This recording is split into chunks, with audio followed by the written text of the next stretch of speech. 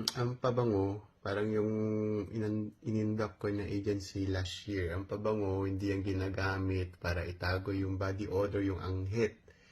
Hindi ganun yung ginawa. Actually, ang pabango ginawa yan para enhance yung natural scent mo. Para smooth yung dating, yung DNA ng pabango plus yung DNA mo, banayad lang to get more compliments. Hindi mo dapat ginagamit yan para itago yung mga bagay na dapat di mo pinapamoy sa iba.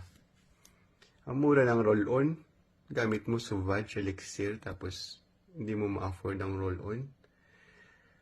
Hindi naman ako against sa mga taong di naliligo pag nag-spray. Normal lang yan. Basta mo naman, isipin mo naman kung malakas na yung body odor mo, mag-spray ka ng pabango, tapos kasama pa yung anghit mo, so yung DNA ng pabango mo, kasabay yung anghit at yung body odor mo, nakaka-offend sa ilong yan. Kung baga mabango sa umpisa, yung pala sasaksakin ka rin lang sa likod ng baho. Diba? Mura ng kwan. Deodorant, wala pa yatang 2 pounds.